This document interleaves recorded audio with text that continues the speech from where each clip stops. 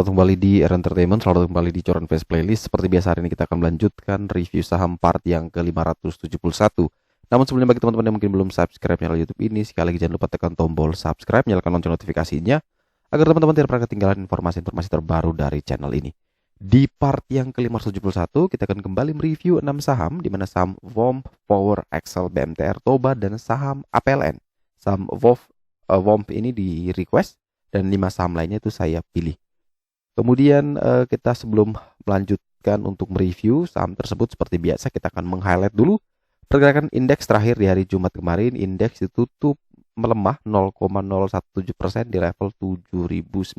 Ini paginya tuh sempat dalam ya, sempat dia melemah sampai di bawah 7000 di 6967 tepatnya.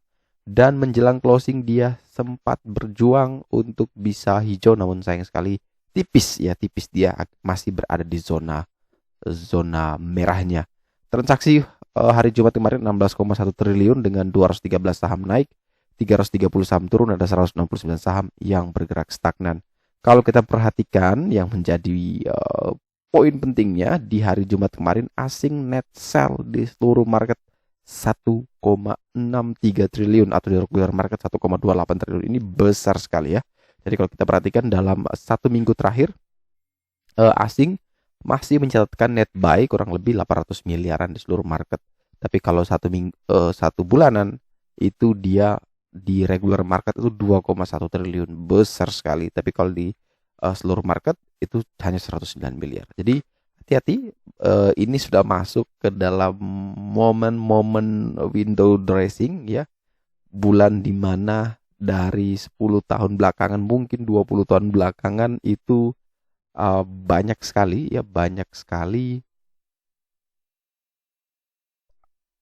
informasi yang menunjukkan bahwa indeks itu selalu berakhir di zona hijau. Apakah tahun ini masih seperti itu? Ya itu tidak ada yang tahu, tapi jelas bahwa Windows dressing itu bisa saja terjadi, bisa tidak terjadi, karena itu pengaruh psikologinya begitu kuat. Kalau semua orang meyakini hal itu terjadi, maka terjadi. Tapi kalau sudah mulai terpecah, ada yang tidak percaya dan ada yang percaya, maka akan menjadi imbang. Tapi kalau sudah banyak yang tidak percaya, maka Windows dressing itu hanya sebuah tagline saja. Jadi semua kembali lagi kepada mindset kita masing-masing. Kapan kita bisa mendapatkan momentum terbaik untuk membeli? Selalu saya bilang bahwa pelajari khususnya buat saham-saham yang sudah punya kebiasaan habit dalam membagikan dividen setiap tahunnya. Nah biasanya menjelang ya, sebelum dia membagikan dividen itu kan ada rupsnya. Nah sebelum rupsnya itu biasanya harga sahamnya itu dipermainkan dulu, diobok-obok dulu, diturunkan dulu, biar kita tuh lupa akan masa-masa itu yang akan datang ya. Kita hanya fokus kepada pergerakannya. Tapi ketika nanti rups sudah diumumkan dividennya berapa, harga sahamnya pasti akan terbang. Maka teman-teman harus mengambil segala momentum, ambil dulu startnya. Nggak apa-apa 3-4 bulan kita istilahnya kita sabar. Nanti waktu dia umumkan ya tentu kita panen di sana. Jadi teman-teman harus punya strategi lah di market ya. Beda orang beda strategi, dan itu teman-teman harus punya khas tersendiri di market. Kita langsung masuk ya ke pembahasan. Saham pertama yang akan kita review kali ini adalah saham milik WOMP. Ini kita pakai JCS.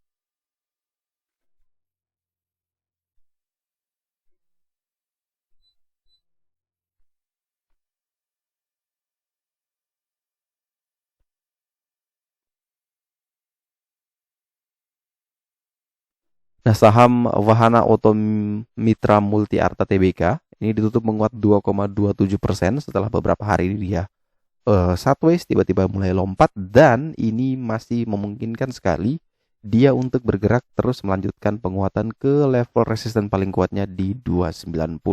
Nah, bagi teman-teman yang mungkin belum punya barang, sebaiknya kita sabar dulu ya. Coba mungkin kalau dia koreksi lagi di 260, 262, teman-teman mungkin boleh ambil lagi di sana. Atau di 258 sampai dengan 262 lah, teman-teman boleh ambil lagi di sana dengan target ke 290. Kemudian batas CSL di bawah 252 atau 250. Tapi kalau dia ini masih terus naik, maka ini kan istilahnya apa ya? Selalu saya jelaskan, sudah nanggung nih. Dia mau ke resist setengah jaraknya dia ke support juga setengah jarak. Jadi 1:1, tidak ada risk reward yang menarik jadinya. Jadi kalau mau beli ya tunggu lagi, sabar dia koreksi sedikit 258262 baru teman-teman ambil, baru targetnya ke 290. Secara final score value dia 55, statusnya adalah wait and see. Kemudian saham berikutnya adalah saham milik Excel ya. Saham Excel Axiata. Ya harusnya Power dulu, tapi gak apa-apa, kita bahas Excel dulu. Oke, saham Excel Axiata ini memang downtrend, kecenderungannya downtrend, namun di perdagangan hari Jumat kemarin dia sempat naik 2,22% di level 2300. Namun sayang sekali kenaikan ini belum mampu untuk menembus area resisten dia saat ini di 2390. Nah, selama dia masih belum menembus 2390, sebaiknya kita wait and see dulu ya buat saham ini, karena ini masih belum, istilahnya belum yakin bahwa dia mau naik untuk bisa naik lebih tinggi. Jangan sampai dia naik, mentok di resist, turun lagi lebih dalam. Itu yang kita tidak mau. Jadi menunggu konfirmasi itu adalah salah satu strategi juga agar kita tidak salah mengambil keputusannya, tidak salah atau terjebak dalam strategi kita. Kalau itu versi saya pribadi. Kalau teman-teman punya reason yang berbeda mau ambil, silakan. Itu hak teman-teman. Ini kan kita hanya berbagi view, hanya melihat dari sudut pandang yang berbeda. Kalau teman-teman merasa ini betul, ya silakan diikuti. Kalau tidak, silakan pakai cara teman-teman, karena tidak ada satupun cara yang bisa memastikan bahwa dia itu yang paling akurat, yang paling hebat, tidak ada. Hanya faktor bagaimana dia tuh selalu konsisten, disiplin, atur manajemennya, psikologinya, itu yang membuat dia bisa berbeda dengan yang lainnya.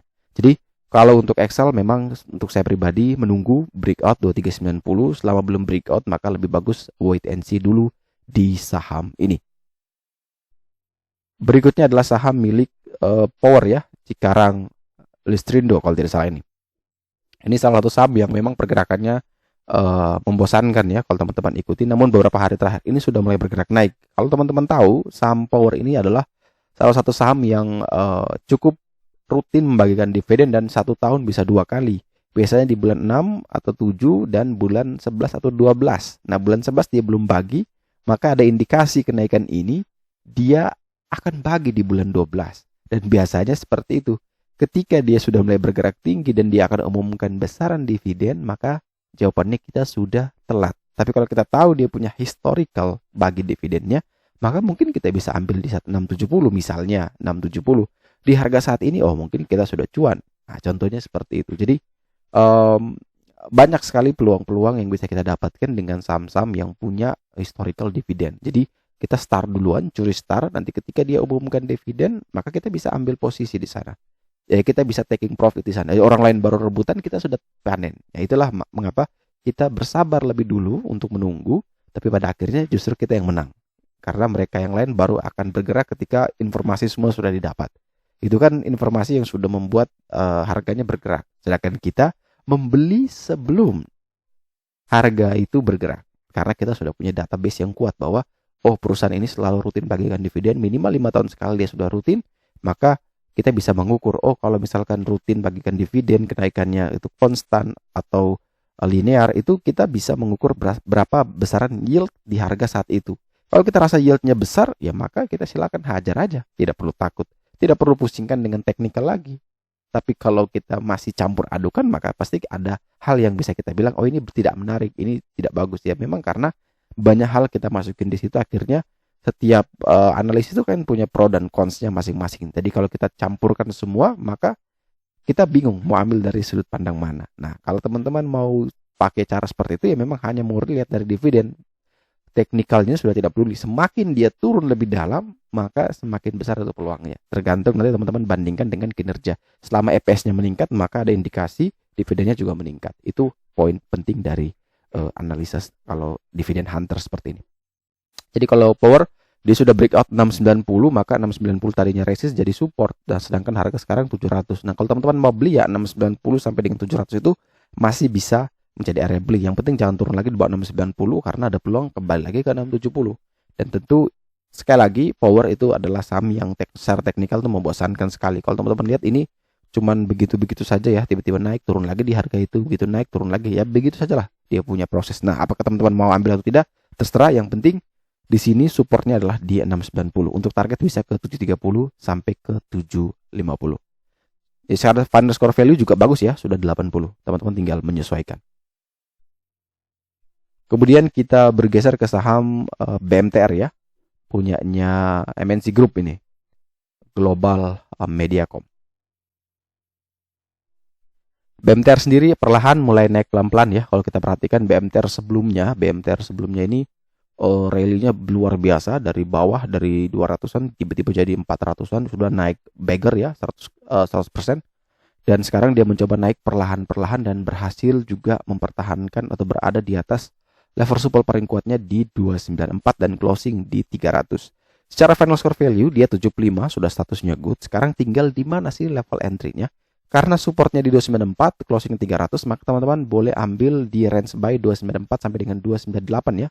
Itu bisa menjadi area buy untuk teman-teman masuk di BMTR. Selama dia masih di atas 294 masih oke untuk masuk. Tapi kalau turun di bawah 294, bagi yang sudah punya barang prepare SL di bawah 290, bagi yang belum punya barang jangan dulu masuk. Untuk target kenaikannya semuanya sama, yaitu menuju ke 318 sampai dengan 320. Selanjutnya kita punya saham Toba ya, Toba Bara Sejahtera nih, PT perusahaan yang mana sudah mulai masuk ke sektor listrik juga dengan kendaraan listriknya. TBS Energi Utama, ini Toba Bara Sejahtera mungkin nama sebelumnya ya, sudah bergerak naik ya beberapa hari ini 0,71% di level 705 closingnya. Secara final score value dia 70, titip sandal sudah boleh. Kemudian sayang sekali dia belum mampu untuk bisa bisa menembus ya. Ini sebenarnya sudah pasti karena dia punya resist kan di 705. Sedangkan close-nya juga 705. Ini dia kan tadi sudah tembus nih. Sudah breakout 705 tapi sayang closingnya kembali ke level supportnya. Jadi setelah dia breakout dia kembali ke level support itu, support barunya. Nah ini kalau bisa bertahan di 705 bagus buat Toba. Tapi kalau gagal bertahan maka sayang sekali ada peluang dia ke 650 kemudian ke 605. Jadi kalau teman-teman yang baru mau beli pastikan betul dia ada di atas 705. Kalau di atas 705 well boleh teman-teman ambil. Tapi kalau di bawah 705 ya jangan dulu masuk ya. Tunggu saja di bawah 650 lah. 605 mungkin teman-teman boleh ambil kalau dapat, kalau tidak mungkin dapat ya di 645, 655 lah. Teman-teman boleh buy di sana. Tapi kalau dia langsung terbang ya sudah, kita beli saja, yang penting cut loss di bawah 705. Dan saham terakhir yang akan kita review hari ini adalah saham milik APLN ya, Agung Podomoro Land.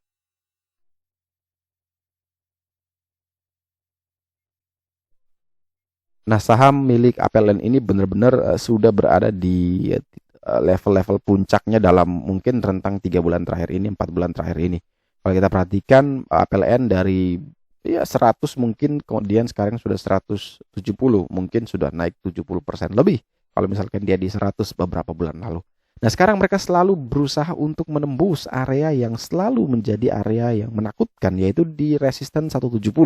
Karena berkali-kali diuji tidak tembus-tembus. Dan ini kalau misalkan beneran tembus, maka APLN punya potensi sekali untuk bisa terus melanjutkan kenaikan. Ini coba kita buka menggunakan APLN secara monthly ya. Kita lihat berapa target berikutnya dari APLN. Misalnya menggunakan Fibonacci secara monthly. Nah, teman-teman perhatikan APLN. Ini kan kalau kita tarik ya tren lainnya, ini kan dia sudah berhasil ya. Sudah berhasil keluar dari downtrendnya. Dan ini kalau misalkan dia turun lagi mungkin kisaran ini di 150-an mungkin. Kalau bisa kuat maka itu bisa rebound sekali dan punya prospek untuk bisa sampai ke 232.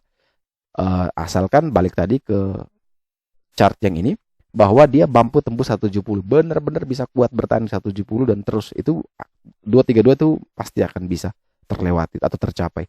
Nah, strategi buat teman-teman adalah kalau memang APLN bisa breakout 170 silakan buy di sana. Buy 170, 172, cut loss di bawah 166, 164, target kenaikan sampai ke 230, 232. Tapi kalau dia tidak mampu untuk melewati 170 ini, silakan tunggu lagi di 150 lah. Di bawah 150 sudah oke lah. 128 sampai 150 teman-teman silakan buy atau manajemen di sana. Karena itu merupakan area support trend line yang dia keluar dari downtrend secara monthly. Jadi teman-teman bisa ambil saat itu di sana. Tapi kalau itu tidak terjadi, skenario-nya adalah menunggu dia bisa naik di atas 170, itu teman-teman juga boleh beli. Tapi kalau dia masih bermain di 160, 170, maka itu wait and see saja dulu. Jangan dulu ambil posisi karena tidak ada yang tahu itu dia mau naik ke atas apa dia mau turun. Jadi itu yang harus teman-teman perhatikan betul. Oke, mungkin sekian dulu review saham part yang ke-571 kali ini. Terima kasih teman-teman telah setia menonton. Sekali lagi jangan lupa like, comment, dan subscribe, bantu share juga agar semua informasi yang ada dalam video berguna, bermanfaat, dan tentunya bisa menjadi panduan trading di keesokan hari ini. Sekali lagi terima kasih banyak, sampai jumpa dan semoga membantu.